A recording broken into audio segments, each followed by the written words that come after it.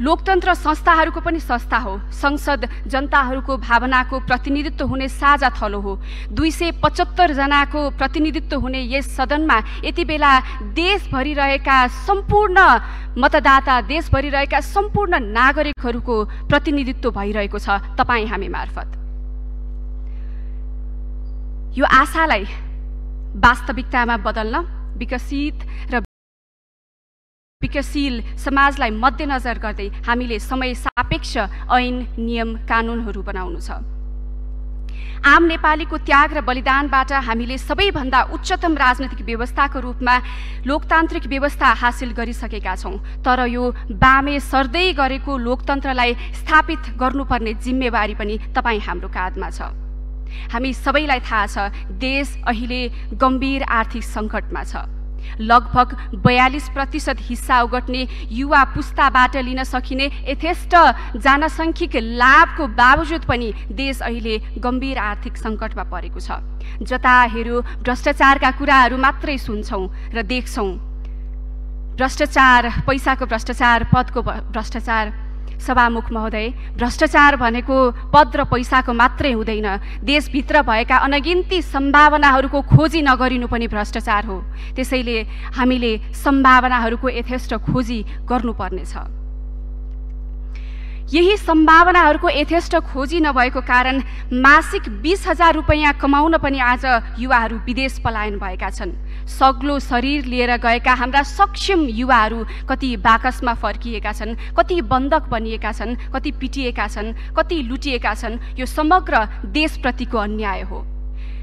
वार्षिक करिब 5 खर्बको रेमिट्यान्स भित्र्याउँदा समेत आम नेपालीको जीवनमा केही मात्रामा भौतिक सुखशैल बाहेक तात्विक परिवर्तन भएको तपाईँ हामीले खासै देख्न सकिरहेका छैनौँ। राजनैतिक हिसाबले लोकतन्त्र हासिल गरे पनि हामीले नेपाली समाजमा न्याय, स्वतन्त्रता र समानता स्थापित गर्न सकिरहेका छैनौँ। यति भनिरहँदा यो पनि देशमा केही पनि हुन सक्दैन भनेर निराश भएका युवाहरू आज देशमा सम्भावनाहरू देखेर, थोरै भए पनि परिवर्तनहरू देखेर आशा राखेर अब देश फर्किने योजनाहरू पनि बनाइरहेका छन्। ती तमाम विदेशिन बाध्य भएका नेपालीहरूका सपनाहरूलाई अटाउन सक्ने नेपाल बनाउनु पर्नेछ। अब सम्भावनाहरूको अविलम्ब खोजी गरिनुपर्छ, तर फुटेर होइन, जुटेर गर्नुपर्छ। एक आपसमा मुद्दा मामिलाका बारेमा अड्काउने सड्काउने होइन, मिलेर गर्नुपर्ने आवश्यकता पनि छ। हामी जुटेर अगाडि बढ्नुपर्ने आवश्यकता पनि छ। विकासका कामहरू अब कसरी चुस्त र दुरुस्त बनाउने भन्नेतर्फ अब हाम्रो बहस सोझिन आवश्यकता छ। प्रशासनलाई कसरी चुस्त र दुरुस्त बनाउने, प्रभावकारी बनाउने भन्ने विषयतर्फ हाम्रा बहसहरू सोझिन आवश्यक छ।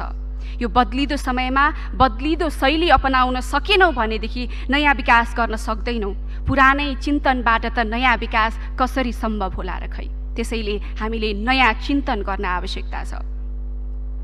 लोकतन्त्रको प्रवर्तन गर्दै संसदीय परम्पराको मर्यादाभित्र रहेर हामीले मिलेर काम गर्नु छ। प्रविधि मात्रै होइन, अब प्रवृत्ति पनि बदल्नुपर्छ। सधैँ इतिहासमा मात्रै हामीले गर्व गरिरह्यौँ। इतिहास भनेको गर्व गर्ने चिज, पढ्ने चिज मात्रै होइन महोदय। हामीले इतिहास भनेको लेख्ने पनि चिज हो र अब यो इतिहास लेख्नुपर्ने समयमा हामी आइसकेका छौँ। यो इतिहास लेख्ने अवसर जो कोहीलाई प्राप्त हुँदैन, तर आज हामीलाई प्राप्त हुँदै गर्दा इतिहास लेख्न सकेनौँ भनेदेखि इतिहासमा हामीलाई धिक्कार्ने छन् हाम्रा भावी पुस्ताहरूले। त्यसैले यो प्राप्त भएको अवसरलाई तपाईँ हामीले अवसरको रूपमा लिएर अगाडि बढाउनु पर्नेछ। सभामुख महोदय, सङ्घीय लोकतान्त्रिक गणतन्त्र नेपालको अर्थ राजनीति विकास, सामाजिक सांस्कृतिक रूपान्तरण र विश्व सम्बन्धको नयाँ आधारशिला खडा गर्न नवीन सोच, परिष्कृत विश्वदृष्टि र उच्च नैतिक बलसहितको नयाँ नेतृत्व लिएर राष्ट्रिय स्वतन्त्र पार्टी अगाडि बढेको छ। यो सदनलाई पक्ष र प्रतिपक्षको चिन्तनमुखी थलो बनाउनु पर्ने कुरामा हाम्रो जोड रहेको छ। भर्खरै बामे सर्दै गरेको लोकतन्त्रलाई बलियो बनाउनको लागि पक्ष र प्रतिपक्षमा छलफल गर्नै पर्ने हुन्छ। त्यो हामी कसैलाई नहोच्याइकन र नरिझ्याइकन गर्नुपर्छ। त्यो हामी गर्न सक्छौँ। शक्ति सङ्घर्षको भुलभुलैया र लोक रिझ्याइबाट अलिकति माथि उठेर संविधानवादको भावनालाई आत्मसात गर्दै साँचो अर्थमा सामाजिक न्यायका लागि आवाज उठाउने हो कि त्यही लोक रिझ्याई र शक्ति सङ्घर्षको भुलभुलैयामा रमाउने हो, त्यो तपाईँ हाम्रो हातमा छ। यो गरिमामय सदन न्याय, समानता र स्वतन्त्रताको पक्षमा वकालत गर्ने थलो हो। हाम्रो सभ्य र समुन्नत छलफलले लोकतन्त्र बलियो हुन्छ, नागरिक बलियो हुन्छ। यहाँको छलफलले हामीमाथि विश्वास गर्ने जनताहरूलाई विश्वास दिलाउनु छ कि जनताहरू मतदाता मात्रै हैनन्, जनताहरू केवल एक भोट मात्रै हैनन्, बरु नागरिक हुन्। उहाँहरूको नागरिक हुनुको परिचय तब मात्र हामी दिन सक्छौँ जब हामीले उहाँहरूको आफ्नो अमूल्य मत मार्फत निर्वाचित गरेर पठाउनु भएका हामीहरू उहाँहरूका समस्या र सपनाका बारेमा घनीभूत छलफल गर्छौँ र सकारात्मक परिवर्तनका लागि तम तयार भएर कदमहरू अगाडि बढाउँछौँ। सभामुख महोदय, हामीले शासकीय स्वरूपमा लोकतन्त्र त स्थापित गर्यौं, तर लोकतान्त्रिक संस्थाहरूलाई सुधार किन हो गर्न सकिरहेका छैनौं। राज्यका हरेक महत्त्वपूर्ण लोकतान्त्रिक संस्थाहरू अहिले धाराशाही अवस्थामा छन्। संविधान लेखिँदैमा न्याय, समता र स्वतन्त्रता प्राप्त हुँदैनन्, पूरा हुँदैनन्। तिनको त निरन्तर पैरवी गरिरहनुपर्छ। पक्कै पनि तपाईँ हाम्रो दायित्व लोकतन्त्रको पैरवी गर्ने र बडो मुस्किलले बनाइएको संविधानको रक्षा गर्ने हुनुपर्छ। संविधानको भावनालाई आत्मसात गर्न सकियो भने मात्रै सही अर्थमा हामीले हाम्रो शिशु लोकतन्त्रलाई अगाडि बढाउन सक्छौँ। संविधानप्रति कतिपय समूहका विमतिहरू पनि छन्, जसलाई यही सदनमा व्यापक छलफल गरी टुङ्ग्याउनुपर्छ, किनकि राजनीति र लोकतन्त्र भनेको सहमति मात्रै होइन, विमति पनि हो। एकाङ्की विचार हावी हुनु, प्रतिपक्ष विचार शून्य हुनु वा त्यसलाई नजरअन्दाज गरिनुले लोकतन्त्रको क्षयीकरण हुन्छ।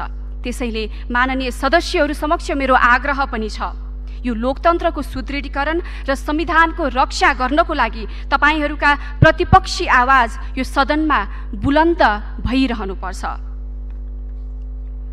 विचारको विविधता र प्रतिपक्षी विचारको सहनशीलता, परस्पर प्रतिस्पर्धात्मक विचारको मन्थनले नै लोकतन्त्रलाई उन्नत बनाउन सक्छ। त्यसैले वाद विवाद यस सदनको आधारभूत लक्षण हुनुपर्छ। हामीले हाम्रो संसदीय शक्तिलाई फगत अङ्कगणितको खेल मात्रै मान्यौँ भने हामीले पाएको अमूल्य मतको अपमान त हुन्छ नै, तर नागरिकमाथि, समग्र देशमाथि पनि अन्याय हुन्छ। हामीले यहाँ के छलफल गर्यौँ, कस्तो विषयमा छलफल गर्यौँ, के विषयमा टीका टिप्पणी गर्यौँ, कस्तो हाउभाउ व्यक्त गरिरहेका छौँ, यो सबै आम जनताले आज टेलिभिजन मार्फत हेरिरहनु भएको छ। त्यसैले लोकतन्त्र र संविधानलाई सुदृढ गर्ने यावत कुराहरूको सन्दर्भमा यस सदनको काम कर्तव्यलाई कुशलतापूर्वक निर्वाह गर्नुपर्छ भन्ने पक्षमा सदैव उभिरहनु भएको र यस अठोटका साथ अगाडि बढिरहनु भएकी, राजनीतिमा प्रवेश गर्नु अगाडि समाज सेवामा आफूलाई समर्पित गरिरहनु भएकी र आजको यस उपसभामुख पदको निर्वाचनमा र प्रतिस्पर्धामा सहभागिता जनाउनु भएकी राष्ट्रिय स्वतन्त्र पार्टीकी माननीय सांसद इन्दिरा राणालाई आज उपसभामुख पदको लागि प्रस्ताव गर्दै यहाँहरू समक्ष भोटको अपिल पनि गर्न चाहन्छु। आज हुन गइरहेको सङ्घीय संसदको उपसभामुख पदको निर्वाचन खास महत्त्वपूर्ण छ। संविधानको रक्षा, लोकतन्त्रको पैरवी र सकारात्मक संसदीय अभ्यासका लागि सांसदको महत्त्वपूर्ण भूमिका हुन्छ र यस महत्त्वपूर्ण पदमा माननीय इन्दिरा राणालाई मतदान गरौँ भन्ने प्रस्ताव लिएर आएको छु। माननीय इन्दिरा राणा यो संसदको एउटा नयाँ अनुहार हुन सक्छ। नयाँ पार्टीको सदस्यको रूपमा यहाँ आइरहँदा यहाँहरू धेरैलाई नयाँ अनुहार पनि लाग्न सक्छ। माननीय इन्दिरा राणा समाज रूपान्तरणको अथक प्रयासपछि निखारिएर राजनीतिमा आउनुभएको व्यक्तित्व हो। उहाँले लामो समयदेखि कारागारमा हुने बाबुआमाका बालबच्चाको पालन पोषण र शिक्षा दीक्षामा आफ्नो जीवन समर्पित गर्नुभएको छ। जुन बच्चा आफ्ना बुवा आमाको कसुरको भागीदार हुन पुगेका थिए र जसको भविष्य अन्धकार थियो, जसले जेलका भित्ता बाहिरको संसार देख्न सकेका थिएनन्, तिनलाई संसार देखाउने व्यक्ति माननीय इन्दिरा राणा पनि हुनुहुन्छ। उहाँको अथक प्रयासबाट यो सम्भव भएको छ, हामीले देखेका छौँ। तपाईँ हामी मध्ये धेरैजना समस्या मात्रै औँल्याएर बस्छौँ। यो भएन, त्यो भएन, यहाँ समस्या छ, त्यहाँ समस्या छ। तर माननीय इन्दिरा राणा यस्तो व्यक्ति हुनुहुन्छ जसले समस्या औँल्याएर मात्रै बस्नु भएन, बरु समाधान पनि खोज्नको निम्ति, प्रयास गर्नको निम्ति उहाँ सडकमा आउनुभयो र सडकबाट आफ्ना आवाजहरू सदैव बुलन्द पारिरहनुभयो।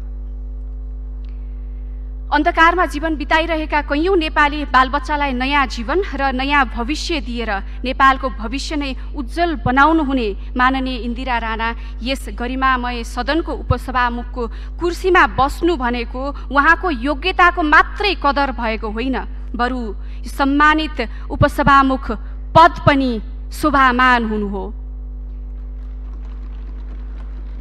लोकतन्त्र र संविधानको सर्वोच्चताबारे उहाँका विचारहरू स्पष्ट छन्। यस सदनको गरिमा र पदको जिम्मेवारीलाई उहाँले अत्यन्त कुशलतापूर्वक निभाउन सक्नुहुन्छ भन्ने कुरामा म विश्वास राख्छु र राष्ट्रिय स्वतन्त्र पार्टी विश्वास राख्दछ। उहाँले आफ्नो जीवन नै बालबालिकाका रक्षाका लागि र नेपालका रक्षाका लागि समर्पित गर्नुभएको छ। उपसभामुखका लागि हुँदै गरेको निर्वाचनमा आफ्नो अमूल्य मत संविधानको रक्षा र लोकतन्त्रको पैरवीको पक्षमा माननीय इन्दिरा राणाको निम्ति व्यक्त गरिदिनु हुन तपाईँ सम्पूर्ण माननीय सदस्यज्यूहरूसँग अपिल पनि गर्न चाहन्छु। यस लोकतान्त्रिक प्रतिस्पर्धामा भाग लिनुहुने माननीय सांसद मुक्ता कुमारी यादवलाई समेत म शुभकामना व्यक्त गर्न चाहन्छु। संसदमा प्रतिपक्षको प्रतिस्पर्धाको भावनालाई बरकरार राख्दै सीमान्तकृत महिलाको प्रतिनिधित्व गर्ने माननीय सांसद मुक्ता कुमारी यादवलाई उपसभामुखको उम्मेदवार बनाएकोमा म नेपाली काङ्ग्रेस पार्टीलाई धन्यवाद र बधाई पनि दिन चाहन्छु। महात्मा गान्धीले भन्नुभएको छ, तपाईले विनम्र तरिकाले नै संसार हल्लाउन सक्नुहुन्छ। अपार सैन्य शक्तिका बावजुद ब्रिटिस साम्राज्यले गान्धीको सत्याग्रहसँग झुक्नु परेको थियो। त्यसरी संसार हल्लाउने गान्धीको उपाय थियो सत्याग्रह, अर्थात् सत्यको आग्रह।